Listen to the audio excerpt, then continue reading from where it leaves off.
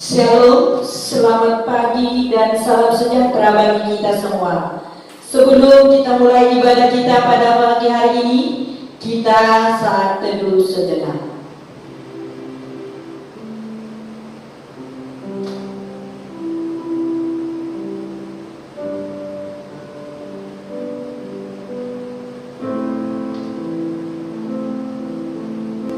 Pujilah Tuhan, hai jiwaku. Pujilah namanya yang kudus, hai segenap batinku. Pujilah Tuhan, hai jiwaku, dan janganlah lupakan segala kebaikannya. Kita angkat pujian dari nomor 1.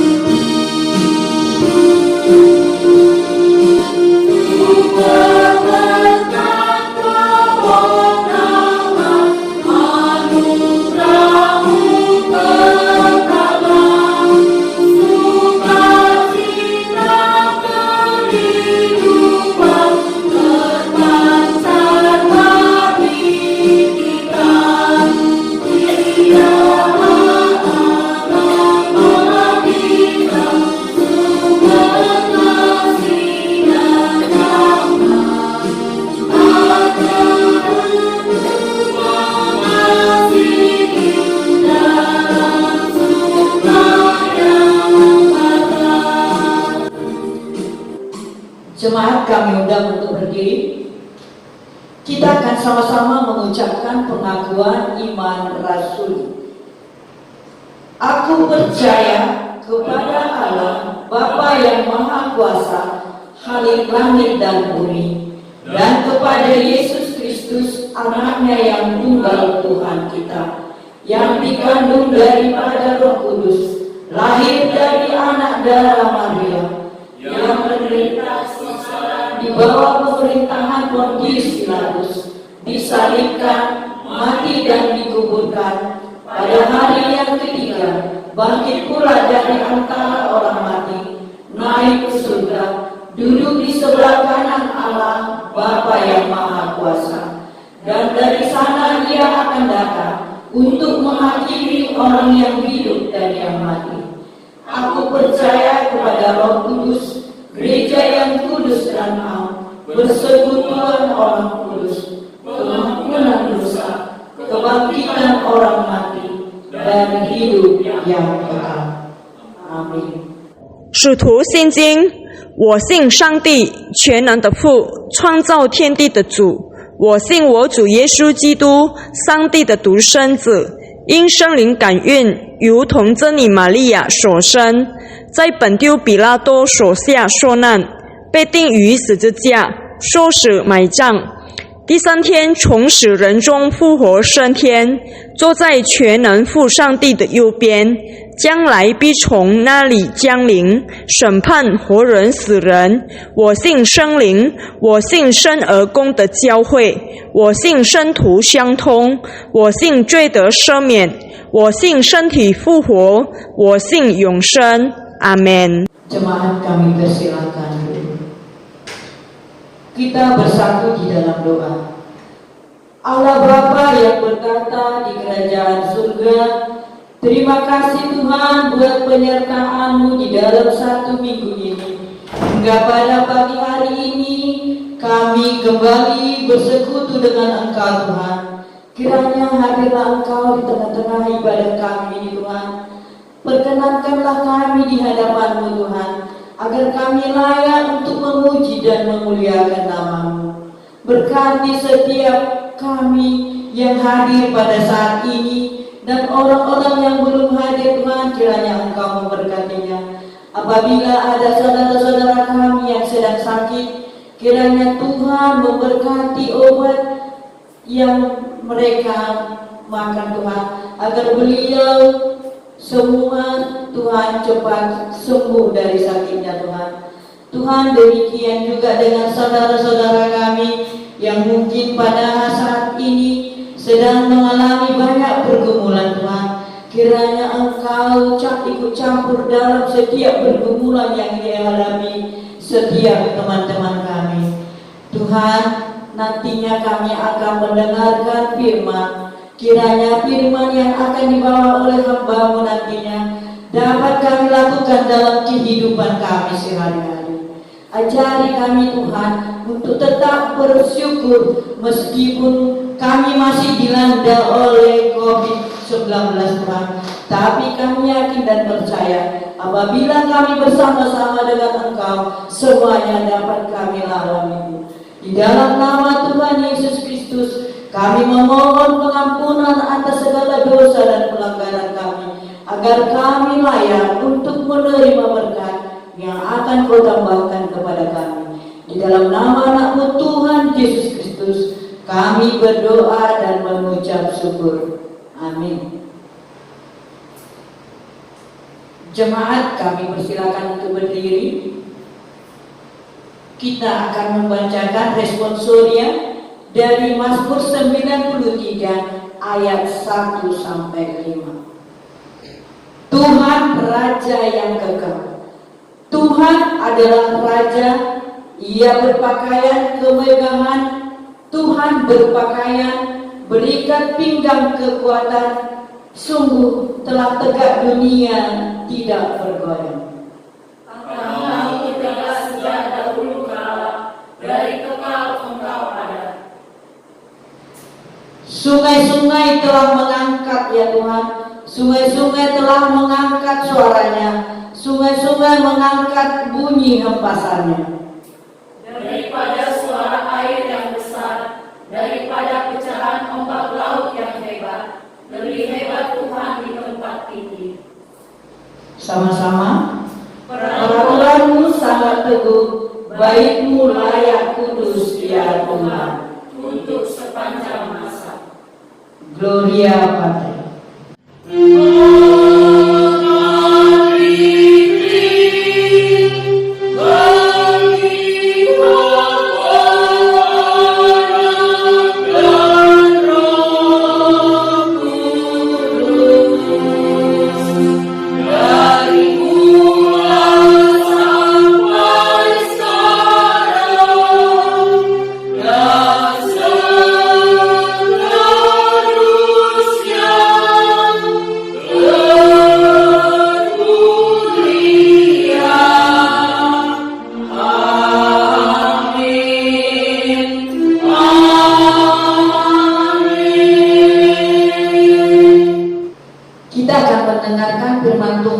Sebelumnya kita nyanyikan satu pujian, Jiwaku Terbuka.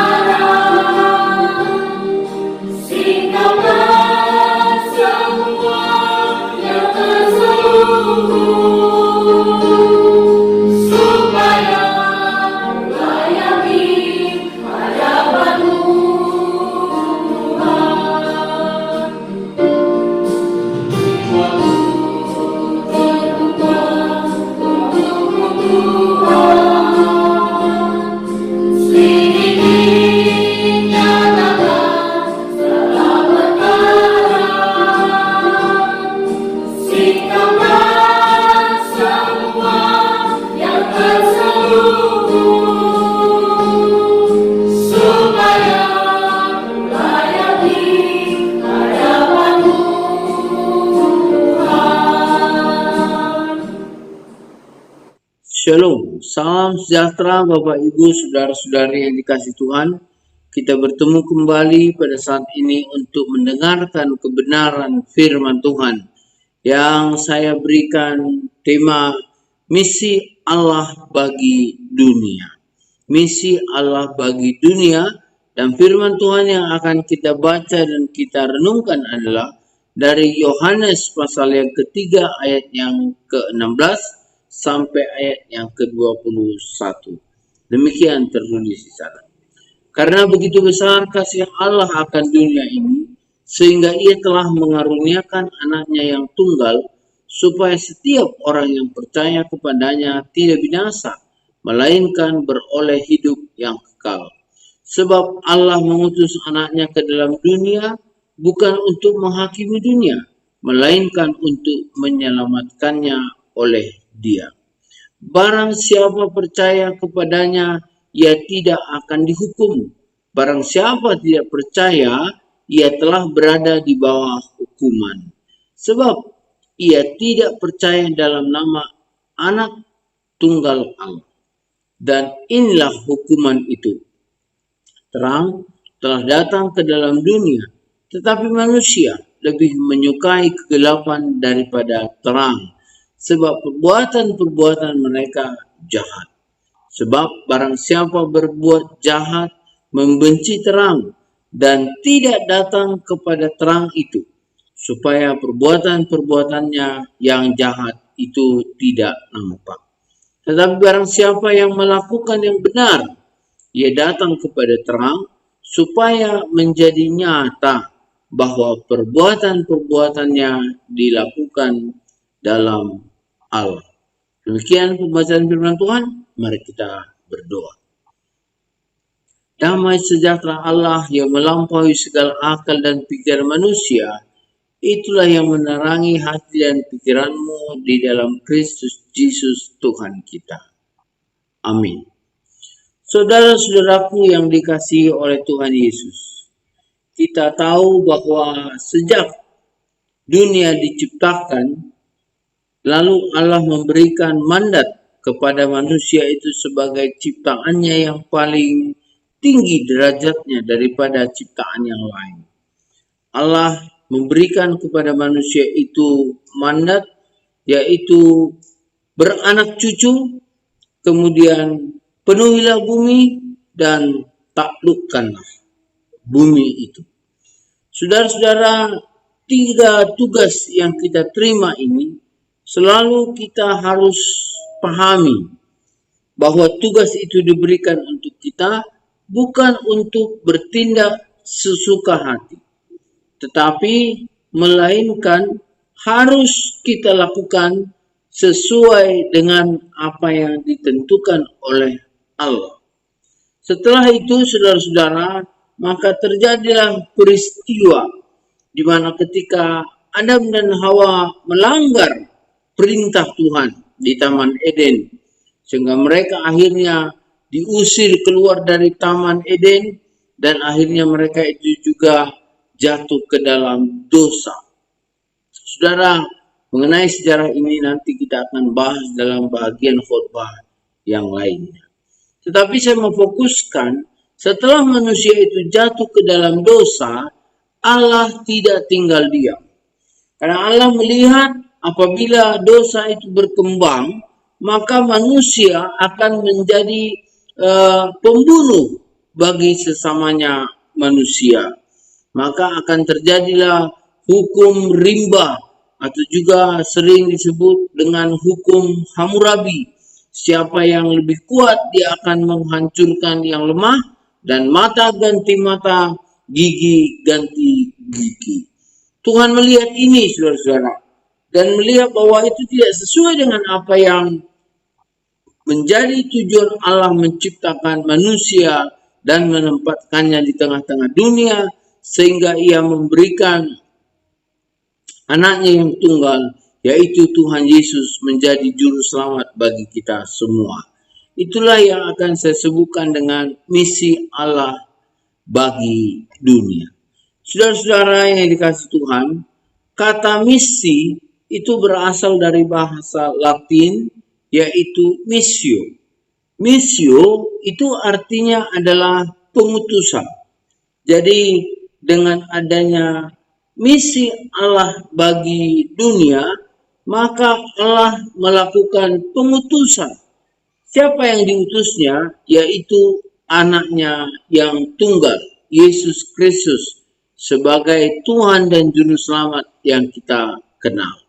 Jadi kalau dikatakan di situ saudara-saudara, Missio Dei itu berarti pengutusan yang berasal dari Allah atau pengutusan yang adalah menjadi kepunyaan Allah.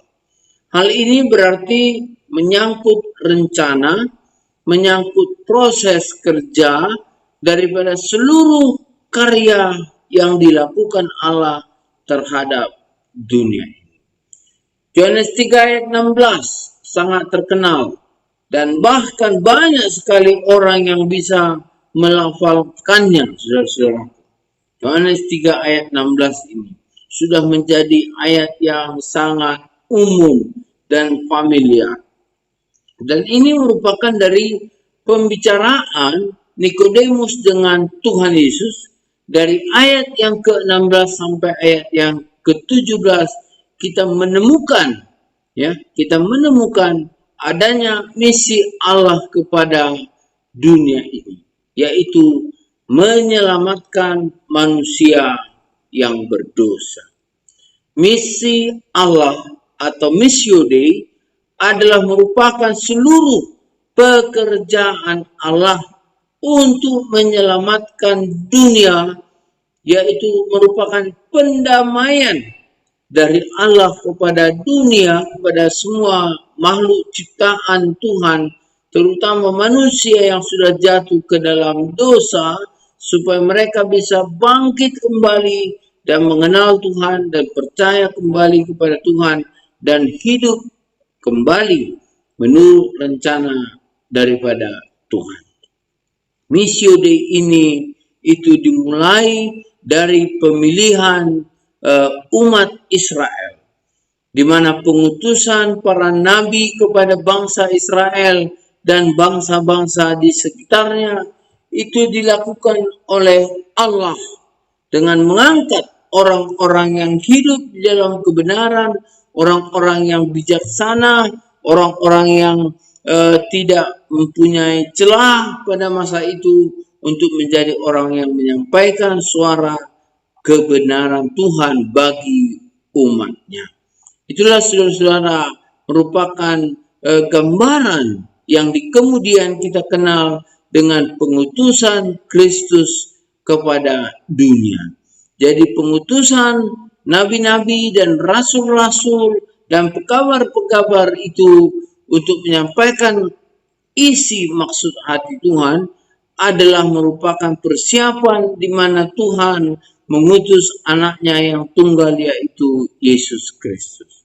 Namun pertanyaannya saudaraku adalah, kenapa manusia perlu diselamatkan? Ya, kenapa manusia perlu diselamatkan? Ketika kita membaca ayat 3 Yohanes 3 ayat 16 sampai ayat ke-17 tadi, kita ada menemukan beberapa hal yang menjadi alasannya. Yang pertama, 16 sampai 21 maksud saya, kita ada menemukan beberapa alasannya. Yaitu yang pertama, manusia itu sudah berada di bawah hukuman. Manusia itu sudah berada di bawah hukuman.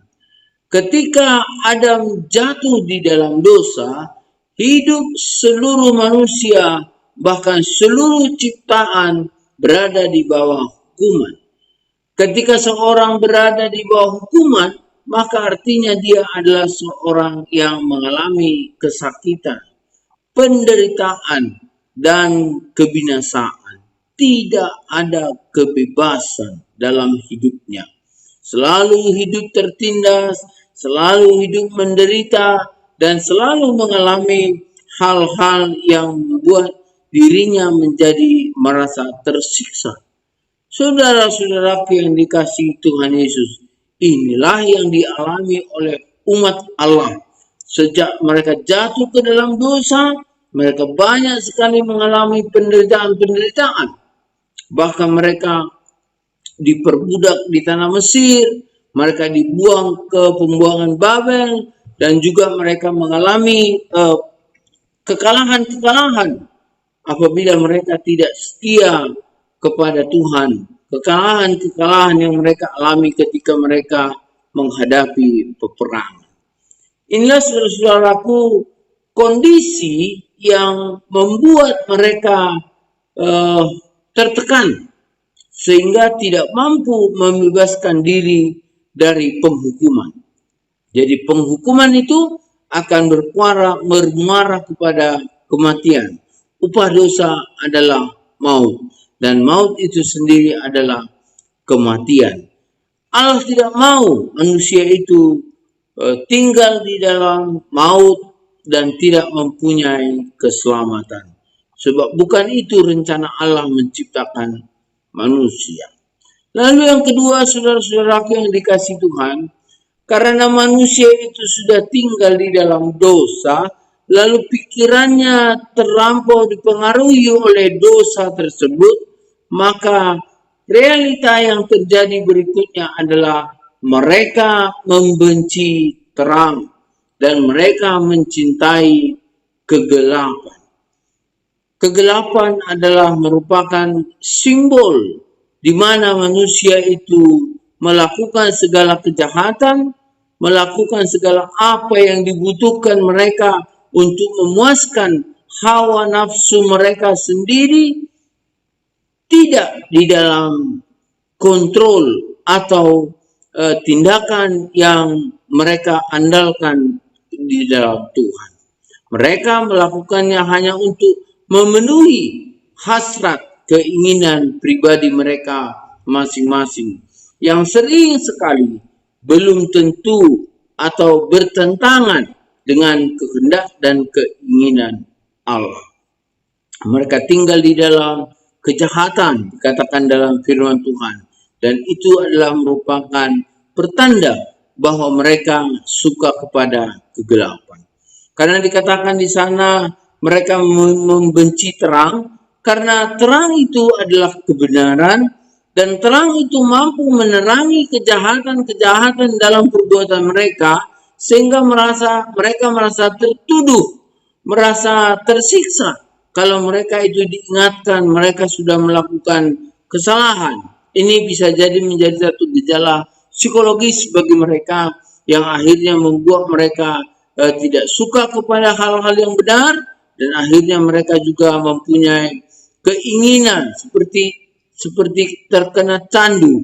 Ada keinginan selalu untuk mengulang-ulang kecintaan mereka kepada hal-hal yang jahat, dan itulah yang disebut dengan tinggal di dalam kejahatan tersebut. Nah, saudara-saudaraku yang dikasihi Tuhan, itulah juga yang kita lihat di dalam pergumulan Paulus di dalam kitab Roma 7 ayat 21 sampai 26, nanti boleh dibaca dalam bagian khusus, di mana Paulus menunjukkan secara jujur ketidakmampuannya melawan dosa.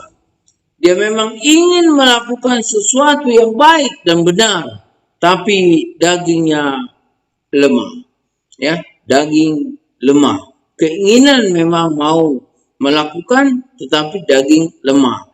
Jadi ketika keinginan kita itu ingin melakukan kehendak Tuhan, tetapi daging kita lemah, inilah yang disebutkan dengan pengertian kita cinta kepada kegelapan, dan ada ketidakmampuan kita untuk keluar daripada kegelapan itu jika tidak mengandalkan apa yang diberikan Tuhan kepada kita, yaitu menerima anaknya yang tunggal sebagai Tuhan dan Juru Selamat. Perhatikan dua poin ini, saudara-saudara.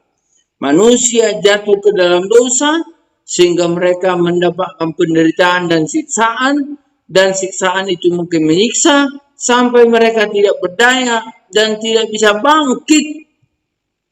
Upah mereka adalah maut. Dan yang kedua, mereka menjadi cinta kepada kegelapan, sehingga ketika ada terang di dalam hidup mereka yang menerangi, mereka tidak kembali kepada terang, karena sudah begitu terlena. Bahkan ketika mereka juga punya keinginan untuk kembali kepada terang, tetapi hasrat mereka itu tergantung atau tidak terlaksana. Karena apa? Karena mereka sudah terlampau dikuasai oleh kegelapan. Inilah saudara-saudara yang terjadi. Jadi realitanya adalah manusia berada di bawah hukuman, membenci terang dan mencintai kejahatan. Lalu bagaimana? Allah memberikan satu jalan keluar bagi manusia, yaitu dengan mengaruniakan anaknya yang tunggal. Allah memperkenalkan dirinya melalui Yesus Kristus, sehingga setiap orang, saudara-saudaraku, yang mengenalnya memperoleh hidup yang kekal. Namun, tidak semua orang diselamatkan. Ingatlah, saudara-saudaraku, bahwa tindakan Allah ini memerlukan respon daripada kita sebagai umat manusia.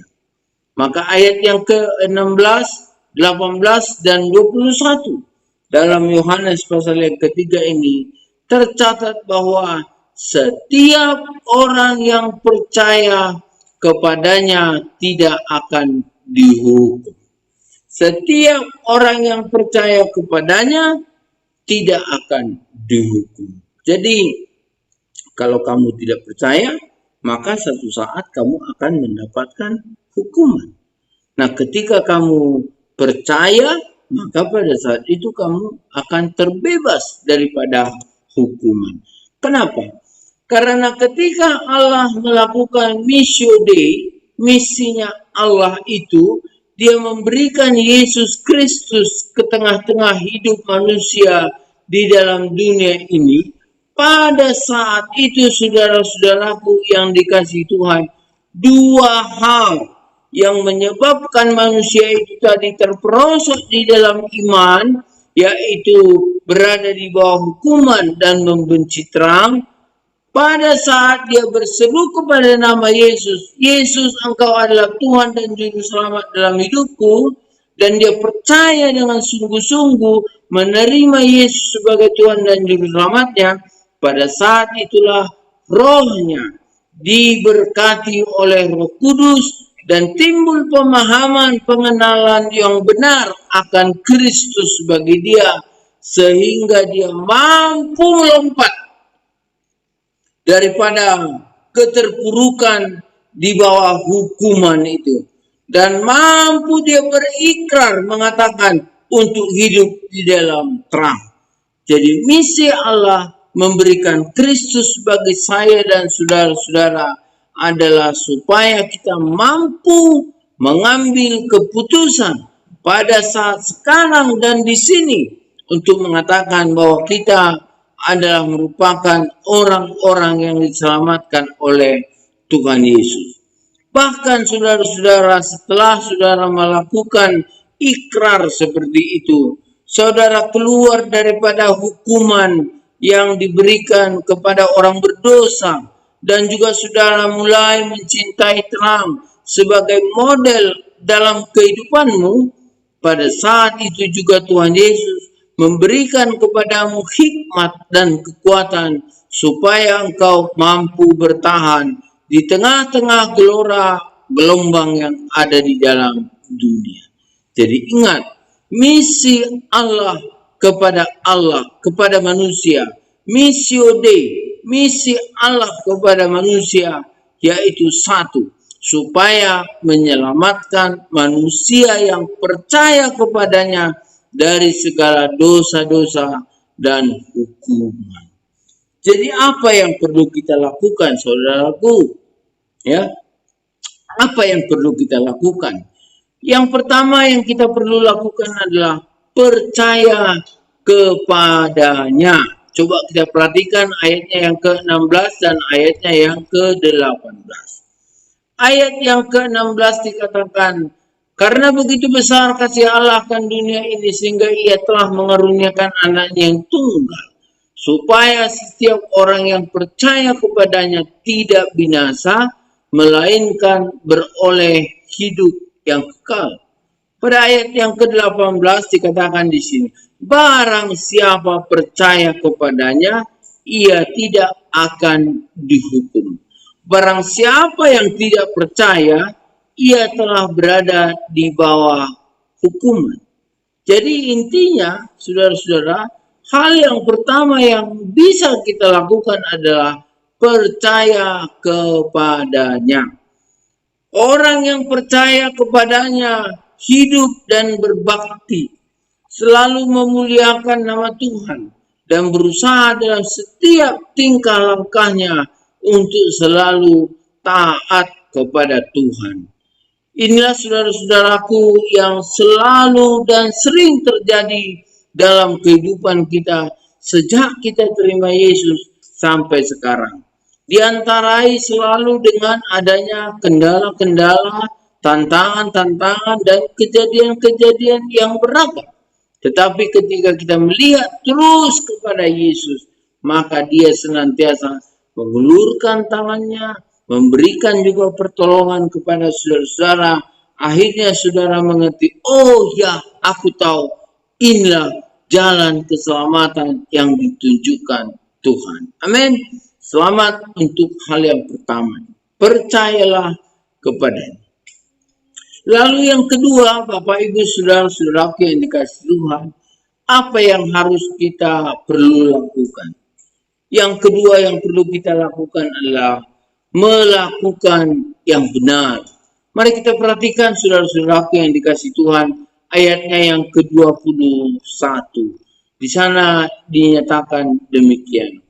Tetapi barang siapa melakukan yang benar, ia datang kepada terang, supaya menjadi nyata bahwa perbuatan-perbuatannya dilakukan dalam Allah. Mengapa kita penting melakukan perbuatan-perbuatan yang benar? Karena itu adalah merupakan kesaksian yang menunjukkan bahwa saudara adalah orang-orang yang benar-benar melakukan perbuatan-perbuatan yang diperintahkan oleh Allah. Secara gamblang, saya mau katakan dua hal ini itu tidak sulit. Tetapi ketika kita jalani, kita bisa saja menghadapi mulai daripada benturan-benturan kerikil kecil sampai kepada gunung es yang besar. Kalau kita lihat gunung es di lautan itu, puncaknya mungkin kita lihat hanya sekitar 20 meter. Tetapi sebenarnya sampai ke bawah dasar bumi, dia bisa melebar sampai mungkin ada sekitar 50 atau 60 meter lagi dalamnya, dan lebarnya mungkin 3 atau 4 kali lipat daripada puncak gunung itu yang terlihat di atas laut. Jadi ketika kita membenturkan diri kita kepada gunung itu, maka kita juga akan karam, tidak mampu. Jadi begitu juga dalam kehidupan kita ini. Ketika kita mulai percaya kepada Tuhan Yesus, bukanlah berarti kita tidak akan mengalami masa-masa sulit, pergumulan-pergumulan yang ringan, sedang, ataupun berat, bahkan sampai berat. Tetapi ketika kita melihat kesaksian iman orang-orang percaya di dalam Alkitab dan sejarah pertumbuhan dan perkembangan gereja, setiap orang yang memang melakukan kebenaran, walaupun hidupnya sepertinya tidak berhasil, tapi sebenarnya dia mengalami sukacita yang berlimpah-limpah, dan akhirnya dia akan menemukan satu akhir perjalanan hidup yang benar-benar penuh dengan sukacita. Inilah yang kita rindukan. Saudara dan saya sekarang menerima Missio Dei itu. saudara dan saya sekarang adalah termasuk di dalam program misi Allah itu. Jangan mundur, saudara-saudara. Ketika ada pergumulan yang berat sekalipun, jangan lepaskan Tuhan. Peganglah janjinya, karena Dia adalah setia. Jadi, keberlanjutan Missio Dei ini sampai kepada akhir zaman. Sehingga ketika masih ada lagi orang yang belum bertobat, pada satu saat ketika kasih itu melanda hati orang tersebut, kasih itu memberikan pembebasan kepada orang tersebut daripada hukuman dosanya yang menyiksa dia, mencelakai dia, membawa dia kepada maut, ataupun ketika dia cinta kepada kegelapan, maka kasih yang melanda hidupnya itu akan memberikan kepadanya kekuatan untuk berseru kepada nama Yesus. Terima kasih, saudara-saudaraku yang dikasihi Tuhan.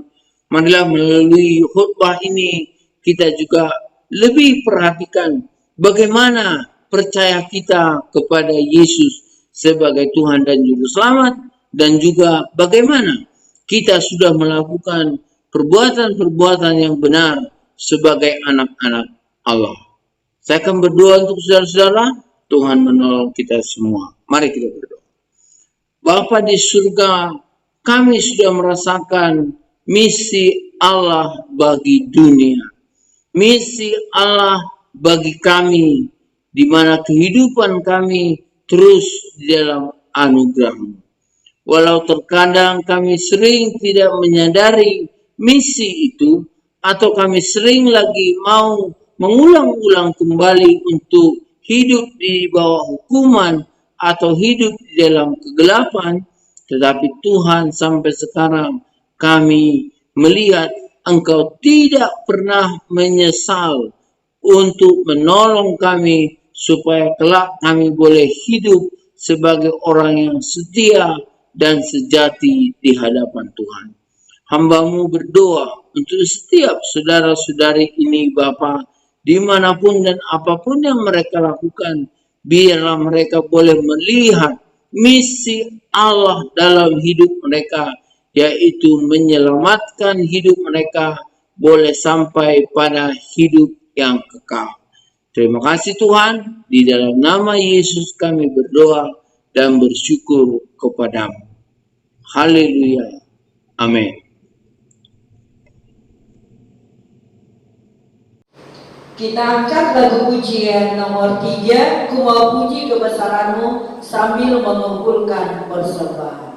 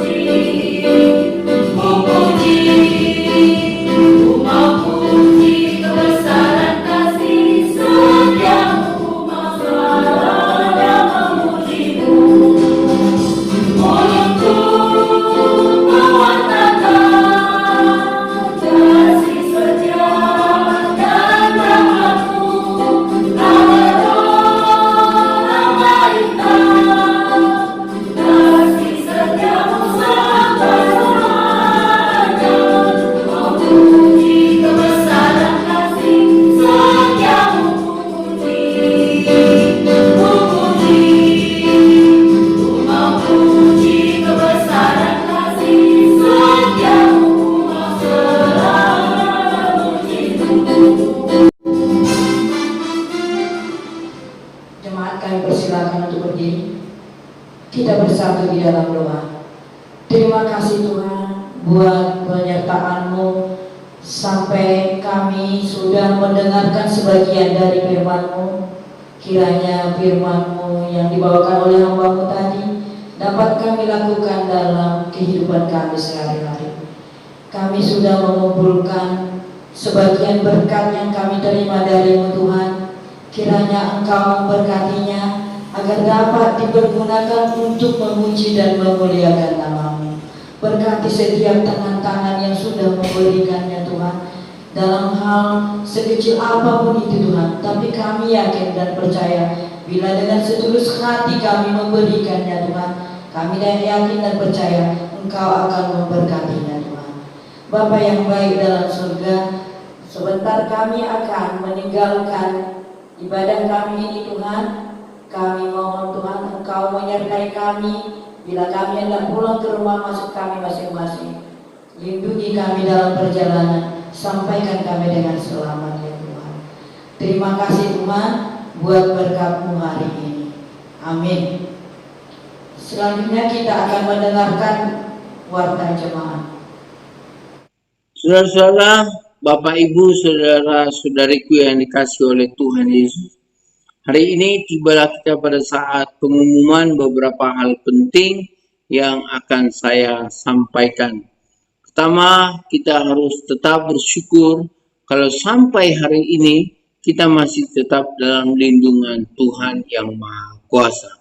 Satu berita baik yang kami dengar melalui hambanya Boksu Cliff, pimpinan jemaat GMI Kana, ya, Marelan, di mana hambanya ini kemarin sudah pindah dari ruang isolasi ke ruang rawat inap biasa, dan hasil swab itu menunjukkan bahwa hambanya ini sudah mengalami hasil swab menunjukkan bahwa dia tidak mengidap COVID, ya, negatif begitu. Nah, saudara-saudara, kita bersyukur dan biarlah hamba Tuhan ini terus akan mengalami kesehatan dan senantiasa dia mendapatkan berkat daripada Tuhan. Berikutnya, Bapak Ibu, terima kasih untuk semua kepedulian kita melalui persembahan-persembahan yang diberikan ke nomor rekening yang ada kami bagikan, ataupun mengantar langsung ke hamba Tuhan dan juga ke bendahara, ya, atau pengurus yang lainnya. Saya percaya Tuhan memberkati saudara-saudara ketika mempunyai kerinduan untuk menyerahkan semua persembahan-persembahan tersebut. Atau kalau masih Bapak Ibu saudara-saudara menyimpan persembahan tersebut, itu tidak apa-apa. Nanti pada saatnya ketika kita berkumpul di gereja, boleh juga disampaikan kepada bendahara kita. Hari ini pukul 10 kita akan melakukan konferensi resort di gereja kita yang akan dipimpin oleh Bapak pimpinan distrik kita, Bapak DS David Tawi MTH, dan akan diikuti oleh peserta konferensi resort kita. Konferensi resort ini akan membicarakan dan mengambil keputusan-keputusan yang menyangkut kepada program kerja yang akan dilaksanakan sampai masa-masa yang akan datang dalam tahun 2020 sampai dengan tahun 2021. Mari kita berdoa supaya konferensi ini boleh menjadi berkat bagi kita semuanya. Terakhir, saya mengajak kita semua, Bapak Ibu saudara-saudaraku yang dikasihi Tuhan, jika ada hal-hal atau kebutuhan doa, silakan memberitahukan kepada kami melalui WhatsApp grup gereja kita atau menelepon kami secara langsung. Dan jika ada yang membutuhkan pelayanan pribadi atau konseling, juga boleh menghubungi kami supaya kita buat jadwal untuk melakukan konseling tersebut. Jangan sungkan-sungkan Bapak Ibu, ya, jangan sungkan-sungkan, karena kita semua sudah dalam program misi Allah. Demikianlah beberapa hal yang saya sampaikan pada hari ini. Saya percaya hari-hari ke depan kita berjalan bersama dengan Tuhan Yesus semakin indah, semakin indah, semakin indah. Terima kasih. Soli Deo Gloria. Terima kasih buat Bapak Pendeta yang sudah memberikan wejangan kepada kita melalui warta jemaat kita pada pagi hari ini. Selanjutnya kita akan menyanyikan pujian nomor 4, Tuhan memegang pimpinan.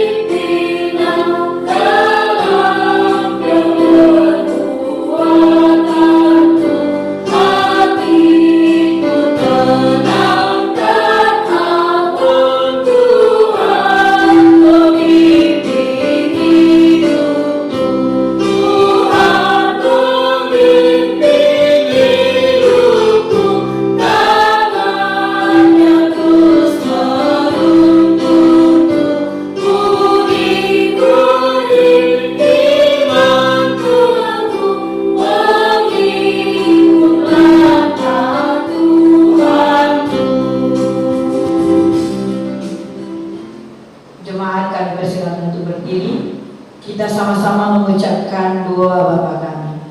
Bapa kami yang di surga, dikuduskanlah namamu, datanglah kerajaanmu, jadilah kehendak-Mu di bumi seperti di surga. Berikanlah kami pada hari ini makanan kami yang secukupnya, dan ampunilah kami akan kesalahan kami, seperti kami juga mengampuni orang yang bersalah kepada kami. Dan janganlah membawa kami ke dalam pencobaan, tetapi lepaskanlah kami daripada yang jahat. Karena Engkaulah yang mempunyai kerajaan, dan kuasa, dan kemuliaan, sampai selama-lamanya. Amin. Doksologi.